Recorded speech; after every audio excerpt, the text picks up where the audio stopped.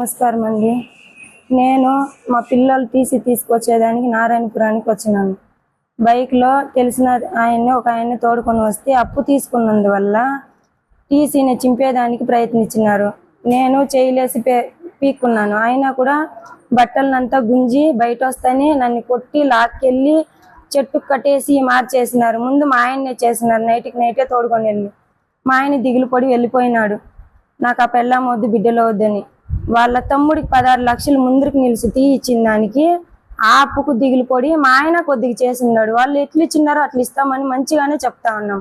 వినలేదు. చాలా దారుణంగా కొట్టి మా పిల్లోడు ఏడుస్తా ఉంటే రోడ్డుకి ఇచ్చేసి చేసిండారు.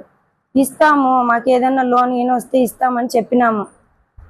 చేసిండారు. చీరనంతా ఇప్పి కొట్టి తాడు తీసుకొచ్చి కట్టేసి మూతినంతా గిల్లి గొంతు పిసికి చంపేస్తామని బెదిరించినారు. చెప్పితే కూడా వినలేదు. దారులు పోయి వచ్చేవాళ్ళు కట్టేయడం లేడీస్ని తప్పు అని చెప్పిన తర్వాత అప్పుడు కూడా వినలేదు. ఏమన్నా ఉంటే నువ్వు కట్టేసి తీసుకెళ్ళు అని చాలా దారుణంగా కొట్టినారు సార్. లోపల చేస్తా ఉన్నారు. ఆ ఊర్లో పోయేదానికి వచ్చేదానికి లేదు. తెగ ఇచ్చి నేను పోయినాను నారాయణపురానికి. చేసినారు. నేను వస్తే ఇట్లా చేస్తారని ముందునే చెప్తుంది. అయినా వినలేదు. తల్లిగా వచ్చి సంతకం పెట్టి టీసీ తీసుకొని పోవాల, పిల్లల భవిష్యత్తు ఇది అని చెప్పినారు. నేను నిన్న 1 గంట 10 నిమిషాలకు వెళ్ళినాను. ఆ 1 గంట 10 నిమిషాలకు జరిగింది. నేను పోయేటప్పుడే ఇంటి దగ్గర రోడ్డు పక్కన కాసు కూర్చున్నారు. టీసీ తీసుకొని బయట వచ్చేటప్పటికి చేసినారు. మునికేనప్ప, రాజా, వెంకటమ్మ, జగదీశ్వరి. పింఛన్ డబ్బులు కూడా మా పాపకి ఇచ్చేదాన్ని అప్పులు ఇచ్చిన వాళ్ళు పాప చేతిలోనికి పెరుకొని ఉండారు. 3 నెలలుగా పింఛన్ అయితే ఇయ్యలేదు. ఆ పాప ఇచ్చేదానికి మా అమ్మది అప్పు చేసింది ఇస్తానని వస్తే కూడా బెదిరించినారు మా పాపని.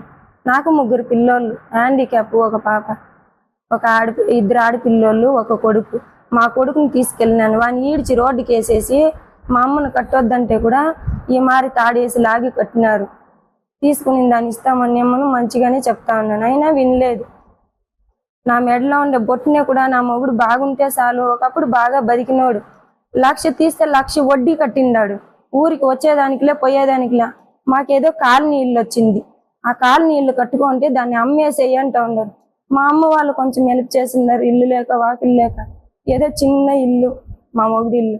మేమేదో కష్టపడి మా పింఛన్ డబ్బులు మా పాపకు వచ్చింది ఇంతో కొద్దిగా కూడిపెట్టి మా నగ నట్రా ఉంటే పెళ్లికేసింది. ఇల్లు కట్టుకొని ఉన్నాం. ఊరికైనా అప్పు చేసి ఇల్లు కట్టుకొని ఉండారని సతాయిస్తారు మమ్మల్ని. చాలా టార్చర్ పెడతారు. ఊరికి పోయేకలే వచ్చేకలేదు. మా పిల్లోళ్ళు 1 సంవత్సరము ఆడ తినేదానికి ఉండేదానికి చాలా కష్టపడి ఉన్నారు. స్కూల్కి పోయేటప్పుడు వచ్చేటప్పుడు సాపిస్తారు. పిల్లోల్ని కత్తితో పొడుస్తాము, మూట్లు కసి పెడతాము. అప్పు ఇవ్వకపోతే మీ నాన్న ఎక్కడున్నారు, మీ అమ్మ ఎక్కడున్నారు అని చేసినారు అప్పుల వాళ్ళంతా. ఇంటికి వచ్చి నైట్లో తలుపులు తట్టేవాళ్ళు.